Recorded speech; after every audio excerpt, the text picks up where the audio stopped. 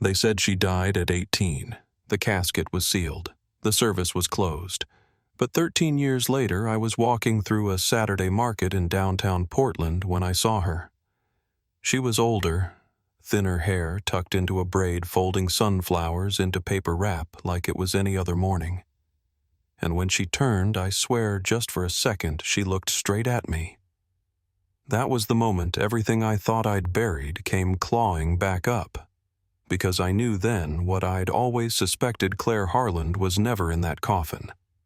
Before I go any further, let me know where you're listening from down in the comments, and tap like and subscribe if stories like this ever brushed past your own life or hometown. Every click helps pull another forgotten name back into the light. My name's Sarah Whitlow. I've lived in Portland most of my adult life, run a little flower stall not far from Couch Street. Quiet routine. Slow mornings, coffee just strong enough to sting the back of your throat. I liked order. Clean drawers, labeled jars.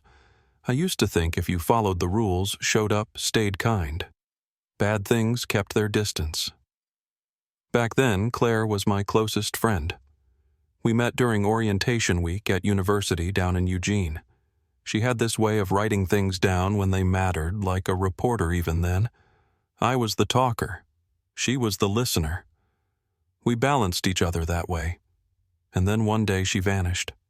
She left the library at dusk, backpack over her shoulder, heading toward the shuttle stop, and just never made it home.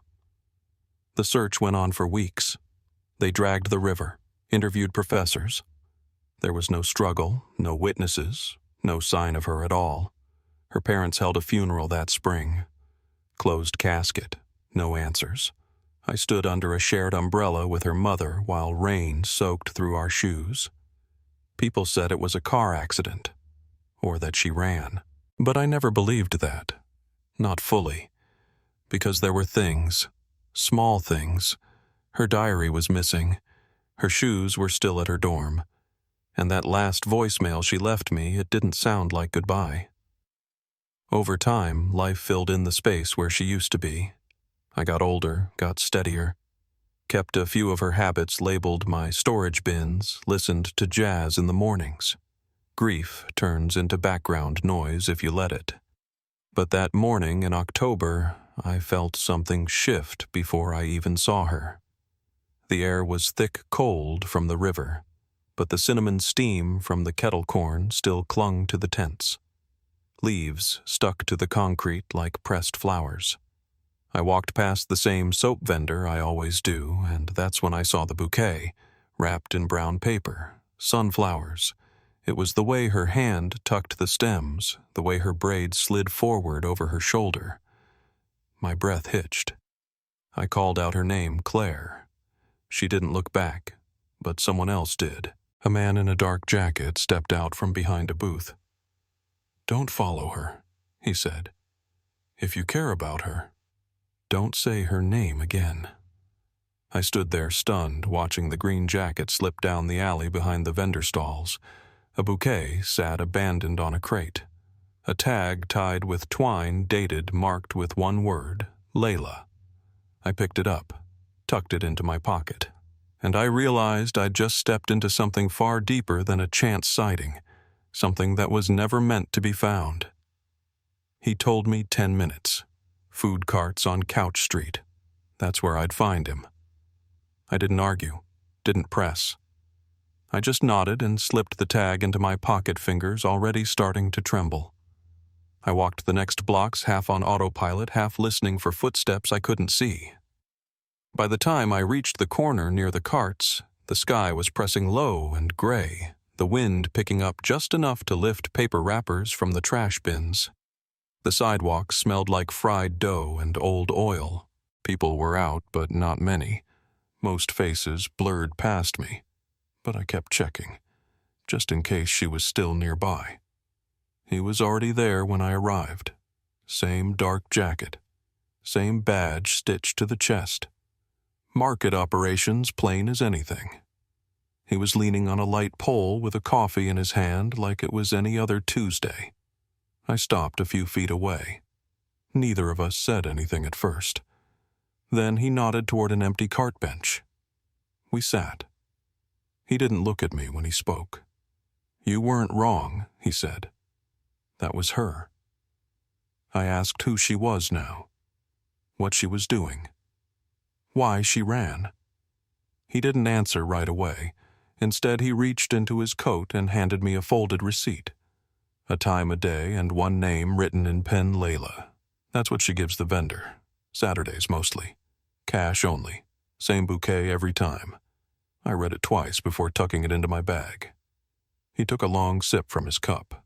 "You want to help her?" he asked. I nodded. "Then stop chasing. Let her see you before you see her. Give her room." His voice was low but even. "She's watching every step." I wanted to ask how he knew her, what their connection was, but something in his tone told me not to. So instead I listened, and I watched as he stood, nodded once, and walked away without another word. That was when I realized just how long she'd been doing this. Not hiding. Living. That night I couldn't sleep. I kept seeing her face through the window of that bus. Not scared. Just distant. Like a person behind glass. So I did what I used to do in college when we stayed up too late working on essays. I opened a folder and started laying things out. Notebooks, printouts, her obituary. The one they published 13 years ago. I'd kept it all. Not because I believed she was gone, but because I never stopped wondering. Back then we were just kids. She'd started journaling for a media ethics class. I remember teasing her about how seriously she took it. But Claire was always good at paying attention to what most people missed. She noticed silences, shifts, eyes that didn't match smiles. I think that's what scared people most about her. She never looked away when things got uncomfortable. I called Daniel Hayes the next morning. I hadn't spoken to him in over a decade. But back then, he was the only reporter who seemed to think there was more to her story than just a tragic disappearance. He picked up fast. When I told him it might be about Claire Harland, he was quiet for a second. Then said, "Where we met that afternoon at a cafe on Belmont. The kind of place where the tables are chipped and the coffee burns your tongue." Daniel looked older than I remembered. His hair was thinner and he carried himself like someone who didn't sleep much anymore, but his eyes hadn't changed. I told him what happened seeing her at the market, the bouquet, the name, Layla. I showed him the receipt, the vendor's handwriting. He took it all in, tapping his pen against the side of his mug. Then he reached into his bag and pulled out a photocopy. It was a diary page, her handwriting. A map of Eugene's West Side bus routes highlighted in ink, numbers in the margins, and one word underlined 3 times: evidence. "Someone sent me this," he said. "Years ago, during a cold case series. No return address, no explanation. He never published it. Said it felt like a warning more than a tip, but he kept it just in case." We sat in silence for a moment. Then he said what I hadn't let myself say aloud. "If she's resurfaced now, someone else might be trying to find her too." I didn't answer, because I already knew he was right. Across town, Claire, or Layla, was packing her bag. I didn't know it yet, but she'd already found an envelope on her doorstep. A photocopy of her own obituary, ink streaked by rain, and one sentence typed in block letters: "You were seen. 7 p.m. under the Burnside Bridge. Come alone." She didn't tell anyone, not even the man who brought her groceries sometimes, not even the vendor who knew her by the sound of her shoes. That night she left before the sky turned fully dark. The wind had picked up and the streets near the bridge were slick from an earlier mist. Graffiti curled across the concrete supports like vines, and somewhere above a bus hissed through a green light tires, humming like a lullaby that wouldn't settle. She arrived early, waited near the shadows, watched every shape that moved. A man appeared just past 7. Tall hood pulled low hands in his pockets. He didn't come close, just tossed something to the pavement. A manila folder. The corner caught a puddle. "Open it," he said. His voice was low, not unfamiliar. Inside were copies of her diary pages. Real ones, not duplicates. The maps, the annotations, even the pressed petal from her freshman notebook. These had been in her apartment, hidden behind boxes. No one should have known where to find them. She didn't speak. He said, "You were right to leave, but running doesn't erase debts." Then he turned and walked away. She stood there until the street emptied again. Then she bent, closed the folder, and walked home without looking back. The next morning, the city looked the same, but something inside her had changed. She didn't open the folder again, just slipped it into a brown paper parcel and stuffed it behind the stove. It wasn't safe, but nowhere felt safe now. She boiled water, tied her braid, wrote one sentence in a new journal. Truth isn't lighter after time. It just sinks slower. Then she opened the window, let the noise of the market drift in. Below the flower vendor was unpacking stems. She didn't look down. Back at my apartment, I was staring at the same page Daniel had shown me. The map, the numbers. One of them matched a disconnected landline that used to belong to her father's old office. Robert Harland, former contractor, now long retired, but his name still carried weight in city files if you looked close enough. I called the number. It rang once, then silence. 30 minutes later, I got a text from a blocked number. "Stop asking about Parker. Some stories end badly." I forwarded it to Daniel. He just replied, "We meet tonight. Bring everything." That night, somewhere between the sound of a kettle boiling and the scratch of old floorboards, I realized how close we were getting, and how far we still had to go. Daniel had cleared a corner of his newsroom cubicle for me by the time I arrived. Old headline clippings were still taped along the divider wall, some faded, some turned backward. A styrofoam cup of black coffee sat untouched beside his keyboard. I brought everything I had, laid it out one piece at a time. The receipt with the name Layla, the text message from the blocked number, the folder I kept sealed in a zippered pouch since the night I followed her through the market. He didn't say much at first, just studied each page like he was memorizing it. When he finally spoke, his voice was quieter than usual. "She's not just running. Someone's tracking her." I nodded. I didn't want to say it aloud, but I'd known for days. I told him about the man at the bridge, the folder, the diary pages inside that weren't copies, originals, even the pressed flower she used as a bookmark when we were freshmen. Daniel leaned back in his chair and folded his arms. "Then this goes deeper than I thought," he said. "We're not dealing with a missing persons case. This is someone who made herself disappear, and someone else who's trying to pull her back into the open." That night, I couldn't stop thinking about what he said. My kitchen table stayed cluttered with paper notes, pins, receipts, and scans. I didn't sleep. I kept hearing her name in my head the way it sounded when I'd shouted it at the market. I remember thinking I was the first one to say it out loud in years, and maybe that was all it took. I started noticing little things after that. Flyers on street corners with missing pets, but the writing looked altered. One of them had "Claire come home" scrawled under the photo of a tabby cat. Another time, someone slipped a receipt across the counter at Powell's with an address circled in red. 10th Avenue, between a nail salon and a boarded-up antique store. No name, no explanation, just a gesture, like a message was waiting. I ignored it at first, but later that night when I walked past the address, there was nothing obvious. Just a bench facing the window of a closed pharmacy. A woman sat there for a while with her hood up staring at the glass, and when I passed by again an hour later, she was gone. A single sunflower petal was left on the bench. Daniel and I met again the following week, this time outside the archives building. He had something new, another page torn from a different section of her diary. He wouldn't tell me how he got it, only that it had come in a manila envelope with no return address. The handwriting matched. It described a night Claire had followed her father's voice through a hallway, just faint enough to hear snippets of a conversation he didn't know she'd caught. Words like permit cash job councilman, and then something about a stairwell collapse that wasn't supposed to fall yet. She'd written all of it down. That's when I realized what she'd meant all those years ago when she said journalism wasn't just about stories, it was about proving what everyone else overlooked. The truth wasn't always loud. It was sometimes just tucked into the corner of a meeting you weren't supposed to overhear. A few days later, I found a note at my flower stand.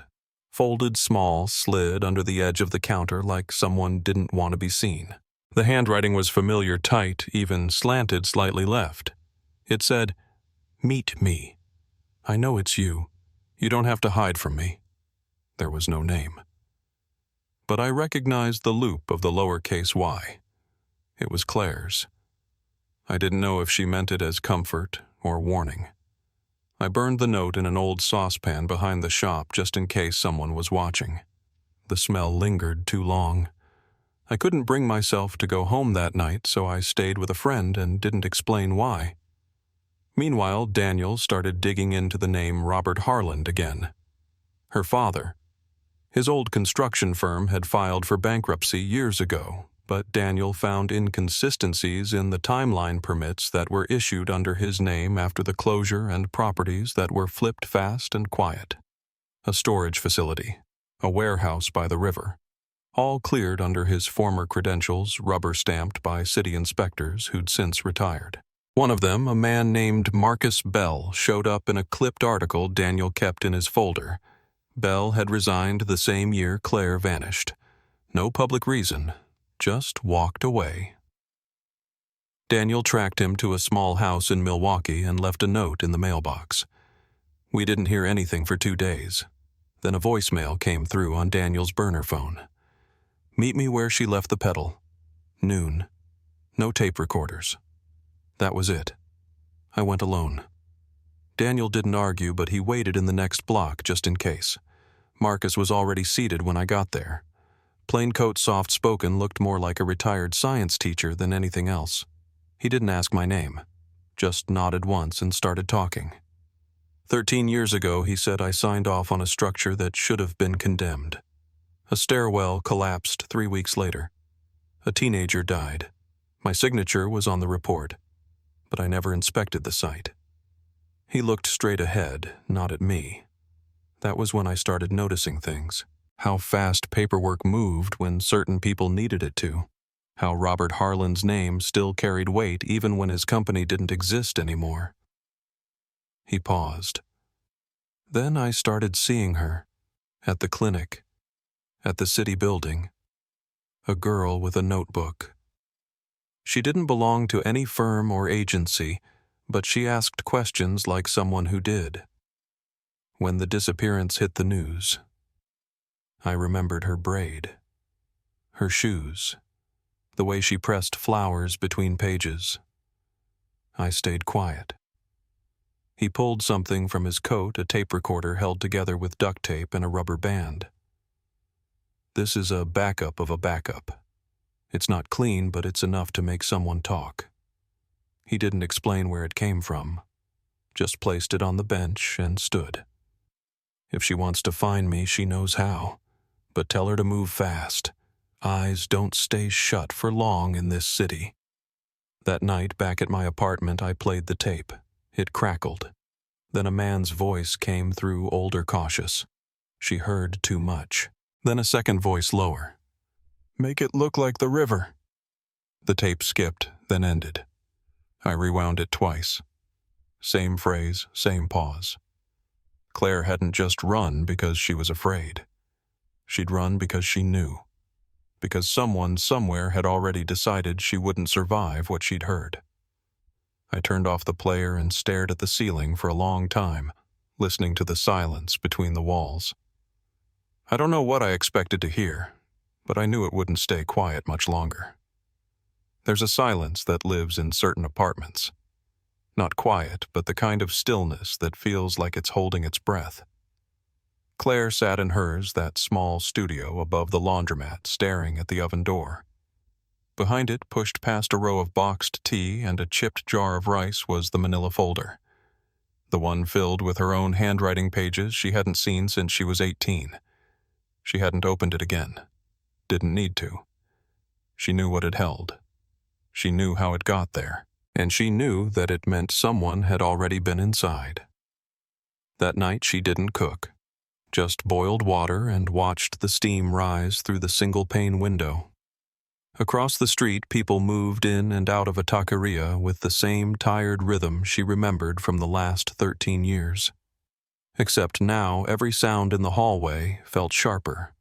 Every voice outside the door seemed too close. When Tom knocked 2 soft taps, his usual, she didn't answer right away. He let himself in like he always did, carrying a bag that smelled like cilantro and roasted peppers. He didn't ask questions, just filled the sink, rinsed the herbs, and started chopping. When he noticed the stems in the jar by the window, he smiled. Sunflowers again. She nodded. That was the routine. That's what she'd built. But under it, something had shifted. The walls still looked the same, but they didn't feel the same. She didn't sleep much after that.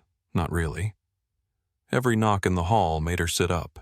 Every creak in the floorboards had her reaching for her shoes. She took the bus early the next morning, head down, jacket zipped.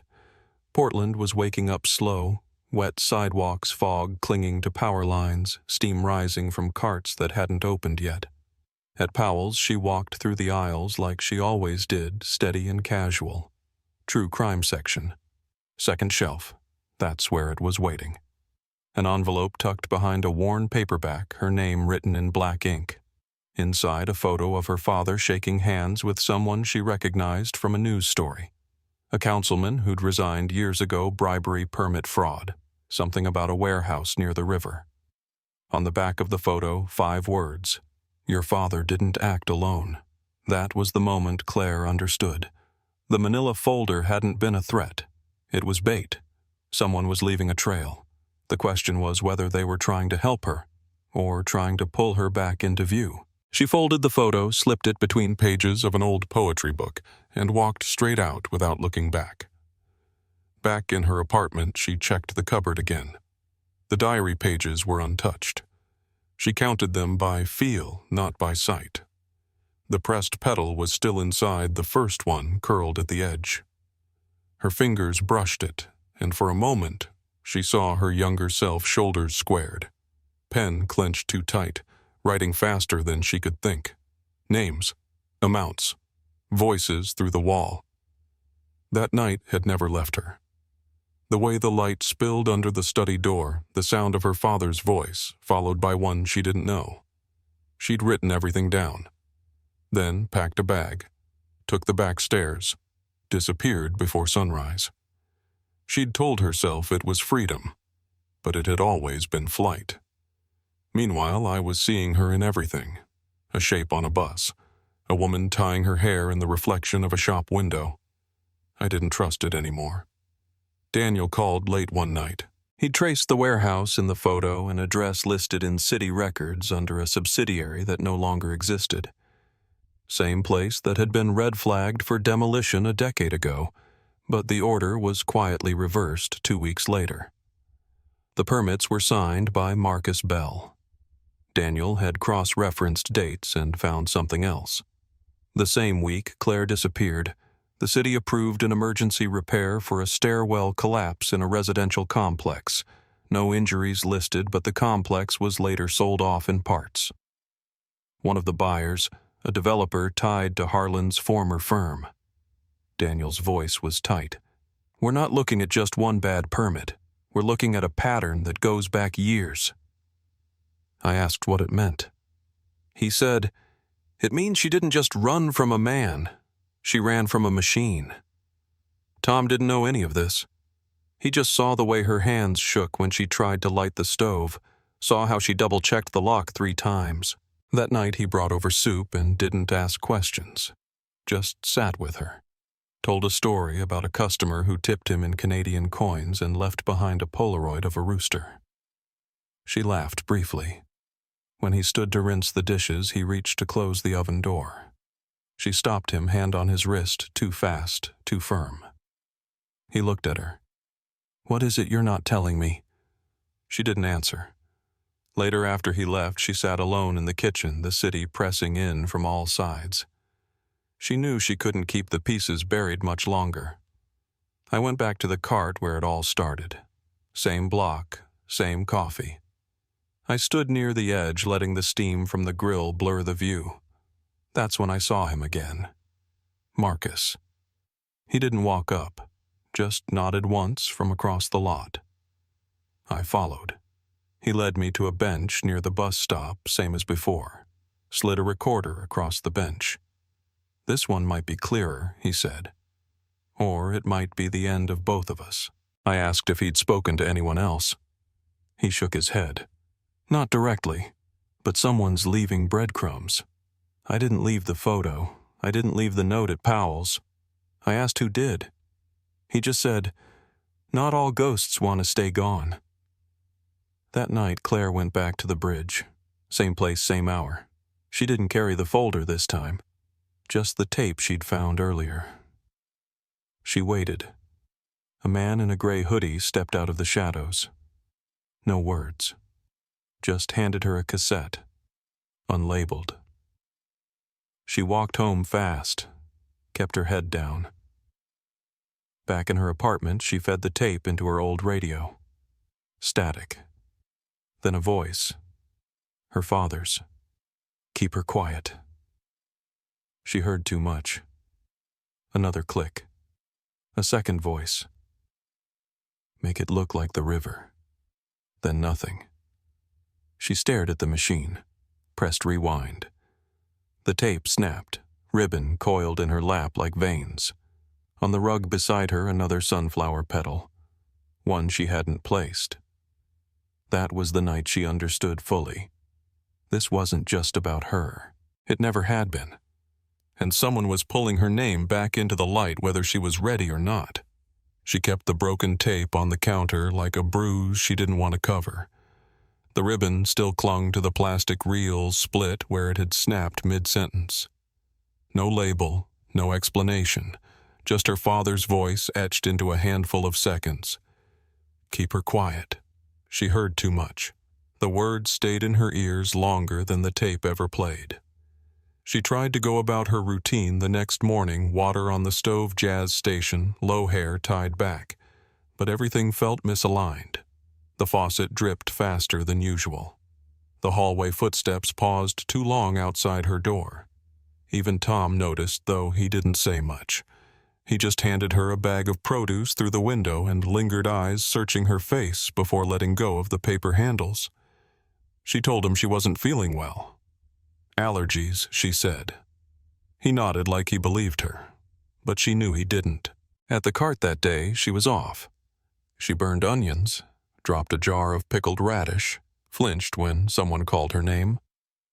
Layla, a little too loud. One customer asked if she'd changed her salsa. She hadn't. Another asked if she used to work the South Cart lot. She never had. At the end of the line stood a man in a gray hoodie, hands in his pockets, just watching. Not moving forward, not ordering. When she looked again, he was gone. She tried to convince herself she imagined it, but when she turned to grab more tortillas, there was a folded note tucked under the rim of the cart window. The handwriting stopped her cold. Meet me. I know it's you. You don't have to hide from me. No name, no date. But she recognized it. Sarah. She knew it like she knew the weight of her old diary or the way the sunflower stems bent when the water got low. She didn't want to believe it. She burned the note in a saucepan that night, watched the paper turn black and curl into ash. But the smell of it clung to her sweatshirt long after she'd taken out the trash. 2 days later, the city started speaking her name out loud. Not whispers, not shadows. Her name. The one she'd buried. First at Powell's, a clerk handed her a receipt with an address circled 10th Avenue again. No comment, no smile. Just the slip of paper and a glance that lasted a second too long. That afternoon on the bus, a man brushed past her shoulder and muttered, "Claire Parker," before stepping off. She stayed seated. Didn't turn. Didn't breathe. Then came the flyers, missing cat posters on utility poles, same typeface, same image. But the text had been altered in black marker. Claire come home. She pulled one down and folded it into quarters. Back home, the quiet was louder than ever. The radiator ticked in bursts. Someone ran water in the unit below her, then stopped. She paced the hall, counted steps, checked locks. At the far end, behind a neighbor's door, she heard the faint click of a tape recorder. Rewind. Play. Click again. A sitcom laugh track leaked out just after, as if to cover the sound. When she opened her apartment door, another envelope waited on the mat. This time it wasn't typed. A single Polaroid inside her behind the food cart mid-turn, taken that same morning. On the back block letters again. She knows too. Across the city, I was at my kitchen table, surrounded by copies of old police reports, printouts from newspaper archives, and the obituary I'd folded so many times it had started to tear at the creases. I'd circled everything that never added up. Accident, closed case, family declines comment. I knew now that it had been a script. One written by people who wanted a body but didn't need proof.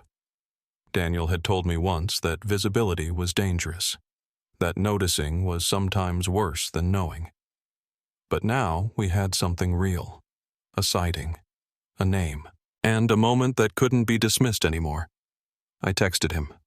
Just one line, "It's her." He responded in under a minute. "If this is about Parker, I'm listening." We met at a small cafe off Hawthorne, the kind of place where the floor creaked and the staff didn't ask questions. I brought everything with me, laid it out on the table, page by page. He studied each piece carefully. When I showed him the Polaroid, his jaw tightened. "This wasn't taken by chance," he said. "That angle, that timing, someone was already watching." He pulled a folder from his bag and slid a page across the table. I'd never seen it before. A scan of Claire's old diary, one of the pages Daniel said he'd received anonymously years earlier. This one had a map of Eugene's west side, bus routes drawn in green ink, a set of phone numbers scribbled in the margins, and one word underlined again and again. Evidence. Daniel never published it. Said it felt like bait. But he kept it. He said someone wanted the story reopened, but on their terms. That's when we started piecing it together. The councilman in the photo, the warehouse permits, the tape, the stairwell collapse Marcus had signed off on. Each detail alone meant nothing. But together, they told us what Claire had seen and why she disappeared. Daniel leaned across the table. Then she was running from something, or someone.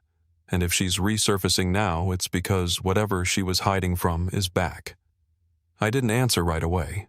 I couldn't, because I'd known it deep down since I saw her at the market. She didn't run to disappear. She ran to survive. That night in her apartment, Claire sat cross-legged on the floor, pieces of the broken tape coiled beside her.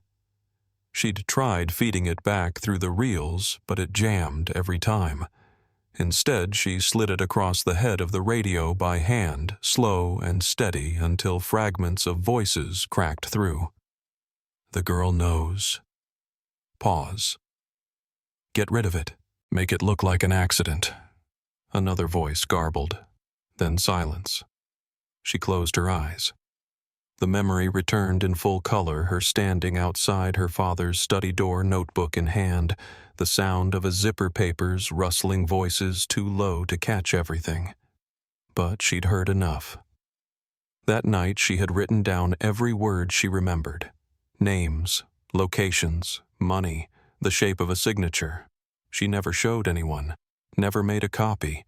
She thought the diary was lost, but now she understood it had never been truly hidden.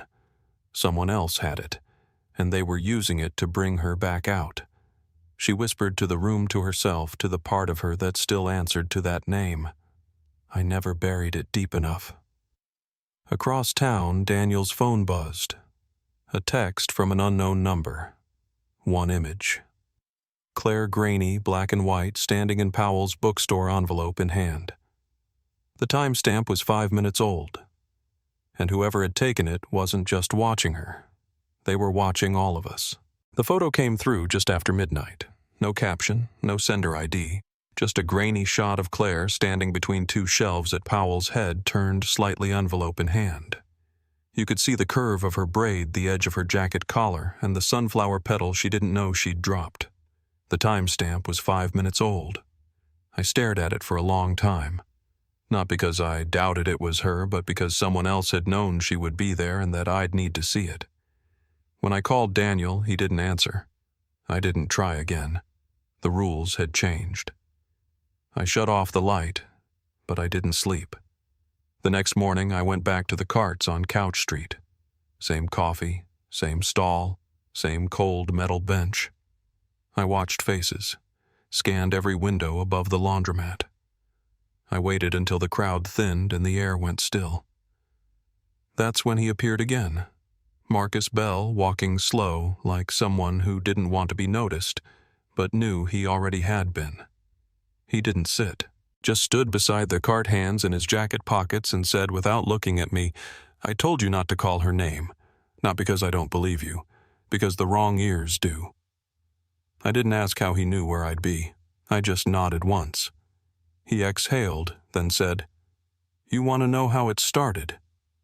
Follow the permits, not the people. The permits will tell you what mattered, what they covered, what they let slide." I followed him to a quieter corner near a shuttered newsstand. He pulled a folded paper from his coat, an old inspection report, edges softened by time. This one, he said, tapping the top line, was for a warehouse near the river. Structurally unsound, red-tagged, should have been torn down. But it passed inspection on a Friday night, 3 days after I signed off on a stairwell that later collapsed. His voice went flat. Same notary, same city seal, same week Claire disappeared. I looked at him, unsure what to say. He continued slower now. "My daughter died in a building I cleared. She was meeting friends, just a regular night. When the stairs gave out, they said it was an accident. One bolt too short. But I knew what I'd signed. I knew what I hadn't checked." He paused. "That's when I started seeing her. Claire. At the legal aid clinic. Taking notes. Always near city files. Always listening." He turned his head slightly. You can feel it when someone's collecting something dangerous. I asked him if he left the envelopes. The photo. The cassette. He shook his head. "Not all of them. I left some. Others weren't mine." Then he pulled something from his jacket, small square duct tape on the sides. Another recorder. Backup of a backup. Won't play long, but it'll make a hard man talk. He pressed it into my palm. "Help her, but don't push her. Let her come to you." Then he walked away. No goodbye. That afternoon, I found a way to get a message to Claire. A small jar of water left outside the side door of the laundromat. One sunflower stem down. Marcus had said she'd see it if she was still watching. If it was gone by dusk, we'd know. By 6:30, the jar was empty. We met the next day in the one place she knew she wouldn't be followed, the top floor of the public library, far corner of the reading room, just before closing. I got there early, found a table that faced the windows, set a single sunflower petal in the crease of an open book. When I heard footsteps approach, I didn't look up right away. I just waited. Then she sat across from me. No disguise, no braid, just her face, a little thinner, a little older and steady. It took a few seconds before either of us said anything. The elevator behind her closed with a soft hiss, like the air in the room needed to settle. Then she reached for my hand. Her grip was cold. "You let me be buried," she said, voice low. "You let them do that." I swallowed hard. I didn't know what else to do. I waited. I looked. They said, She shook her head. I know. There was no accusation in her tone, just tiredness. She pulled back and sat straighter. I wanted to come back 1,000 times, but every version of it ended the same. A knock on your door. And me gone again. We sat for over an hour. She told the short version, her father's voice outside the study door, the briefcase, the names, the folded papers. The night she left, the places she went, the rules she kept. It wasn't just him, she said.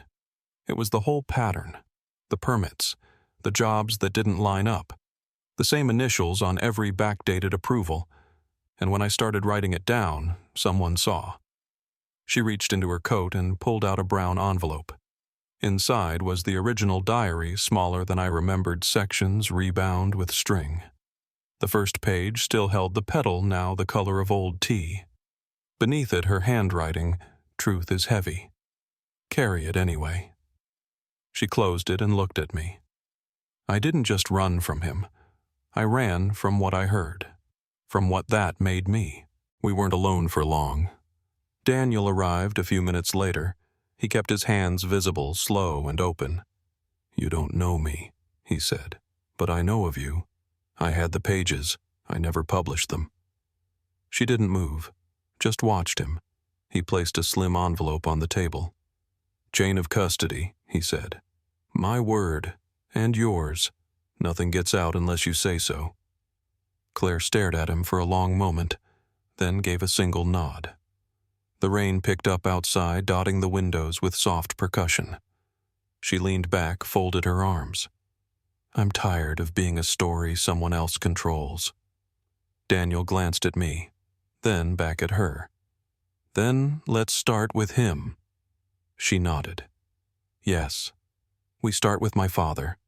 We didn't go straight there. We waited until night when traffic thinned and the sidewalks cleared. Tom met us at the corner, said nothing, just handed Claire a wool hat and squeezed her shoulder once. Marcus stayed near the car. Daniel walked beside me. Claire stood at the porch alone. The lights were on inside. A lamp in the front room. A piano no one played. The hedges were taller than I remembered. She knocked once. Robert Harland answered slowly. His eyes went wide, but he didn't speak. He stepped aside. Claire didn't move. You buried an empty coffin, she said, and you called that closure. He opened his mouth, closed it again, then stepped back farther. Come in, he said. We did, all of us, but no one sat. The house was clean in that deliberate way, nothing out of place. The carpet vacuumed in neat rows. A clock ticked too loud on the mantel. Daniel clicked the recorder. A red light blinked. Claire asked once flat and direct, Do you want to tell the truth, or do you want us to tell it for you?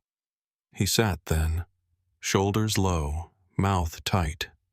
He looked at her, then at me, then at the floor. And when he finally spoke, it wasn't defense, it wasn't denial. It was names, and a key. A small brass one set on the table with a soft metallic chime. He didn't even try to stop us. Just said Unit 117, Willamette Storage. Then sat back like something had finally let go inside him. Claire didn't cry. She just took the key and walked out. We drove in silence. Rain on the windshield, yellow streetlights passing like beacons. At the edge of the lot, we found the unit. Door rolled open with a low grind. Inside a banker's box. No lock, no label, just a sunflower sticker peeling at the corner. Claire opened it slowly. Ledger books, cassettes, photocopies, and at the very bottom her original diary. Intact, untouched. But there was one more envelope. No writing, just a photograph inside. Grainy flash. Claire and me sitting at the library. A petal on the page between us. On the back, publish and she pays. Behind us, a light went out in the corridor. And then another. The silence that followed wasn't empty. It was waiting. The lights down the hallway kept dropping one by one like the building was trying to forget we were there. I stepped back, blocking Claire instinctively, though she didn't move. She just tightened her grip on the diary pressed against her chest. Daniel was already scanning the corridor with his phone flashlight, the red record light still blinking on the audio. Marcus moved ahead first, voice low and steady. "Stay behind me." He didn't pull anything out. No weapon, just the beam of light cutting through dust and metal. Somewhere down the line of units, we heard the quiet scrape of a shoe. Nothing fast, just retreating, purposeful. The kind of step someone makes when they've left exactly what they wanted to leave and now they're done. We followed the sound all the way to the outer lot, but it was empty. Rain had started again soft enough to sound like static. No cars, no footprints. Just the quiet hum of the overhead lights and the back of my throat going dry. Whoever had left that photo of us, Claire and me, sitting at the library pedal between us, they hadn't just found her. They'd followed her, close enough to take a shot through a window, close enough to know where we'd meet, close enough to leave a warning that felt too specific to ignore. We didn't speak until we were back in the car. Marcus drove hands tight on the wheel headlights cutting a pale tunnel down the wet road. Daniel was already cataloging the contents of the storage box in a notebook on his lap. Every tape, every ledger, every photocopy. Claire kept her hands in her coat pockets, her shoulders drawn and the diary tucked beside her like a second spine. "This isn't just evidence anymore," Daniel muttered, flipping a page. "This is dynamite." Claire didn't answer, but I saw her eyes move to the back seat where the box sat half open. She stared at it like it was something alive. Back at my place, we laid everything out in silence. The cassette tapes had handwritten labels, initials, dates, meeting times. Some were blank. Others were marked with council agenda numbers I didn't recognize. The ledgers were worse. Rows of transactions in 2 columns, amounts, addresses, codes. I recognized the name of the warehouse near the river. I recognized the date of the stairwell collapse. And at the bottom of one page, barely legible in faded ink, SPT-13, cleared through quiet claws. None of us knew what that meant. Claire did. "Sealed permit transfer," she said. Section 13 of the review clause. It lets a project slide through if it's transferred mid-process. No additional inspection. Just a signature. Marcus looked at her. That clause was only ever supposed to be used for emergencies. She shook her head. They used it when they wanted it off the books. Daniel photographed every page, then sealed them in envelopes, labeled them by date, and slid them into a lockbox he kept at the station. One set would stay with him. One with me. One with Claire. If something happens to one of us, he said the rest know where to go. He didn't say the rest of the sentence. He didn't have to. Tom came by the next morning to check in. He didn't ask for details, just helped Claire move her things into my place for a few nights. Said it made more sense now that everyone knew she was alive. That part wasn't entirely true. As far as the city was concerned, she was still gone. But people were starting to whisper. A girl matching her description had been spotted near Couch Street, someone said. The woman at Powell's had seen her twice. Even the food cart owner next to Tom's said he thought he saw her reflection in the window one morning. None of it made the news. Not yet. But we could feel it building, like pressure under glass. Daniel met with a contact at a local paper. Not a reporter. Someone who handled intake for public record leaks. The goal was simple. Float just enough of the story to get a reaction. Not names, not photos, just language. A city contract scandal. A series of backdated permits. An anonymous source who knew where the bodies were buried figuratively. Maybe literally. The article went live 3 days later. Quiet, tucked in the local section. But the phone calls started almost immediately. Daniel showed me the logs. One number called 3 times, never left a message. Another sent a single text. "Withdraw the story. You don't know who's in the room." Marcus traced one of the area codes. It was tied to a council office line that hadn't been used since 2014. We printed every message, logged every call, burned copies to a disk, and left it in a deposit box under Daniel's name. That weekend, Claire stood on the sidewalk in front of her father's house again. The porch light was off, the windows shut. We didn't go in. She didn't knock. She just stood there for a long time, holding the key to the storage unit in one hand, the pressed pedal in the other. I asked her what she was thinking. She said I thought once I had the truth I'd know what to do with it. She didn't say anything else, just slid the pedal back between the pages of her diary and walked back to the car. The next week blurred. Statements were prepared. Legal contacts reviewed what we had. Names were named quietly internally. Marcus gave a private affidavit to a grand jury. The tapes were duplicated, sealed, time-stamped. Claire chose not to testify directly. But her records, her notes, her original handwriting were presented as part of a secondary file Daniel submitted to the investigation panel. No one pushed her to speak. Not yet. But the officials knew who she was. They didn't say her name. But they knew. We saw it in the way they looked at Daniel when he handed them the file.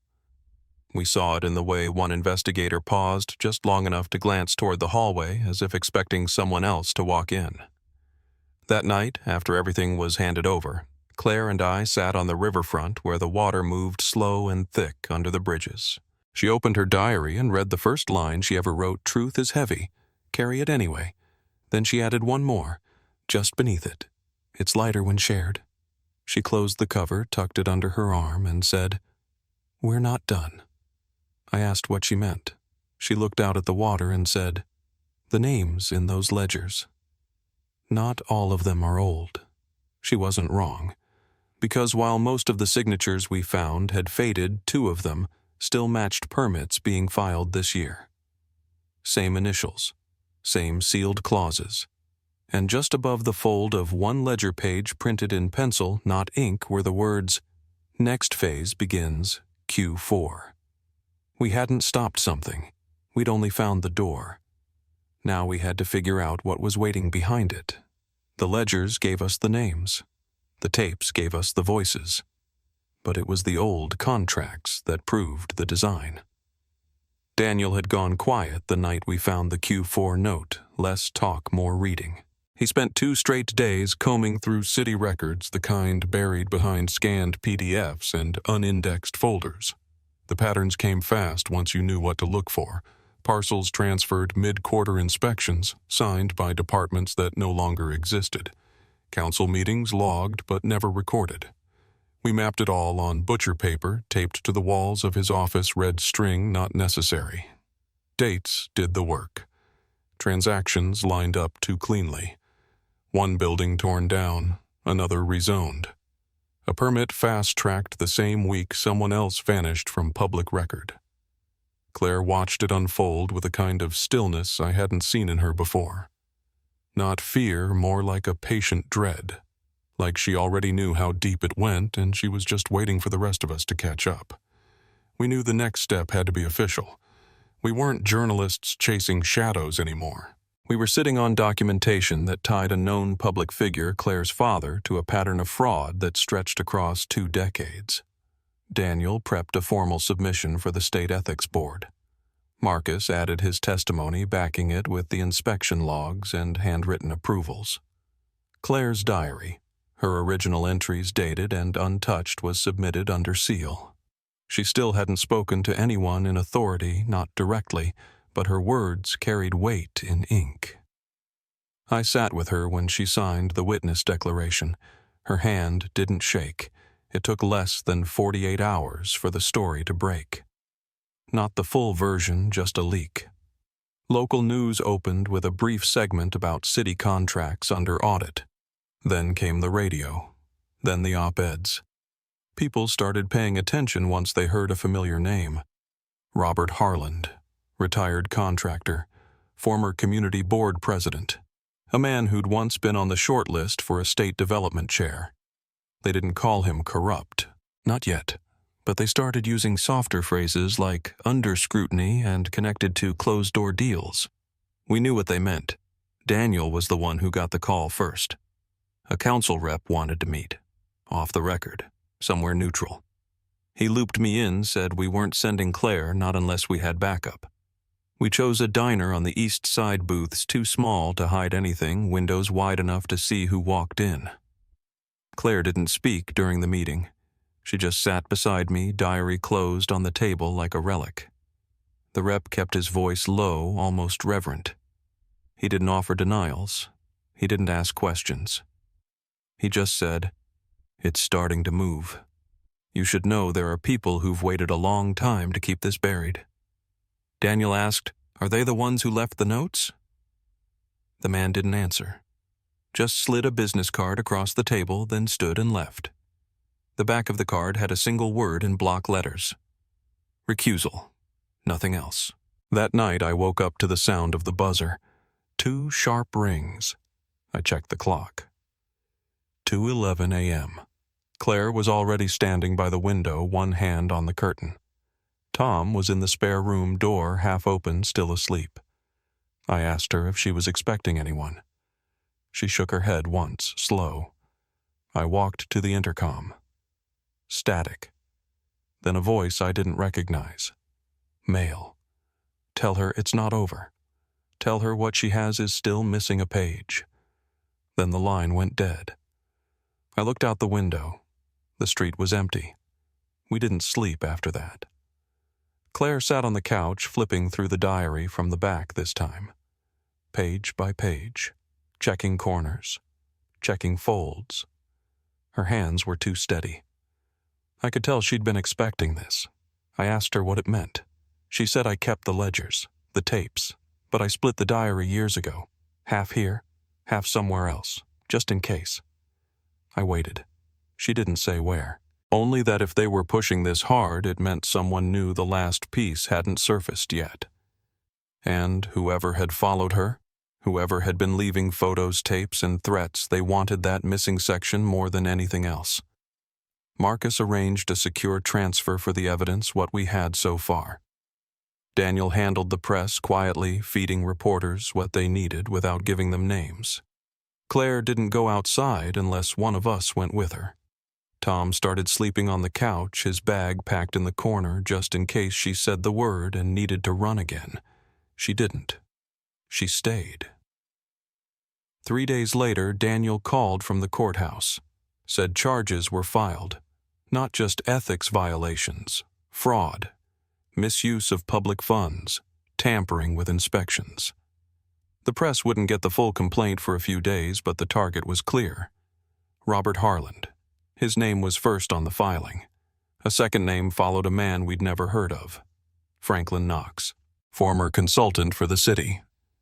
The name matched a signature from one of the ledgers Claire had pointed out in storage.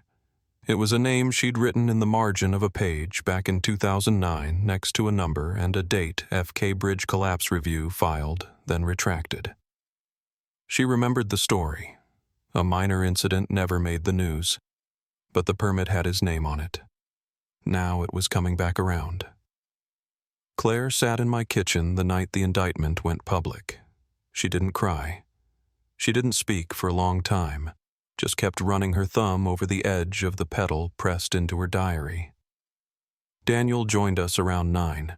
He brought printouts, a full list of sealed depositions tied to the case. Her father's name was on nearly everyone. Daniel said, "They'll need you soon, not just as a source, as a witness." Claire nodded once. "I'll be there."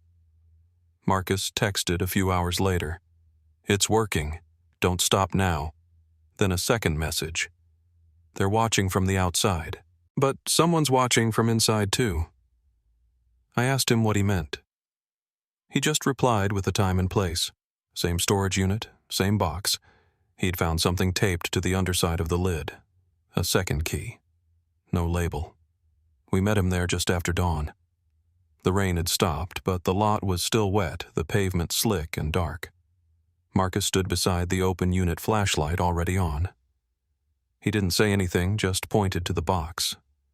Inside, we found a manila envelope with a single page torn from the missing section of Claire's diary. She read it out loud. It listed a series of meeting dates, locations, and a small line at the bottom. If anything happens, go to the river. The real file isn't paper. We looked at each other, then back at Claire. She folded the page and slipped it into her coat pocket. No one moved for a long time. The hallway outside the unit was quiet again. But this time, it didn't feel like silence. It felt like someone holding their breath, waiting. We walked to the river just after sunrise. No police escort, no press. Just me, Claire Marcus, and Daniel wrapped in coats against the wind. The address on the back of the torn diary page led us down a slope behind an old warehouse, one of the ones that had come up again and again in the contracts. We stepped over roots, and bits of rusted wire followed the path to a drainage culvert with a steel grate half broken from its hinges. Claire didn't hesitate. She crouched, reached in, and pulled out a plastic canister, the kind that used to hold blueprints. It was sealed with tape wrapped in plastic, marked with a date July 12th, 2009. She didn't open it right away, just held it in her lap like she needed to feel the weight of it first. Inside were photos, originals, uncropped. They matched the ones from the box from the tapes from her memory, but these had timestamps, signatures, and notes.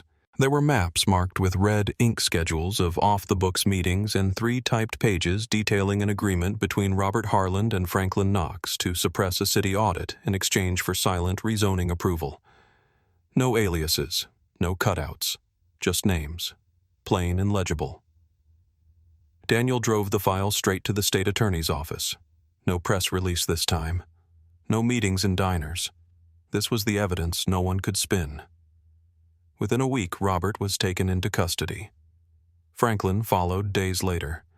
Charges included conspiracy, falsification of municipal documents, and unlawful enrichment. The news broke it like a scandal. We watched the segment from Claire's living room. She didn't cry, just turned down the volume and listened to the silence instead. Tom left town not long after. Said he'd found work upstate, something quiet, something with fewer shadows. He hugged Claire like a brother would, promised not to disappear. I believed him. Marcus stayed on as liaison for the trial, sitting through every deposition, filing every redacted page like it might matter to someone someday. Daniel returned to his old post once the board cleared him, but he kept a file drawer open for Claire. Said it was hers whenever she wanted it. She hasn't taken him up on it. Not yet. As for Claire, she never went back to the old house. She sold it to the city for $1 on the condition that it be turned into a public archive. Not for display, for access. She called it a place for things that don't want to be forgotten. She visits sometimes late in the day, sits in the back room where the light's soft and quiet. The diary stays there now, locked behind glass, open to the page that says, "If anything happens, go to the river." I think about that line often, not because of what it led to, but because of how much it trusted someone would find it, that someone would care enough to follow it all the way through. The case is closed. The story's out there, but it doesn't feel over. Not really.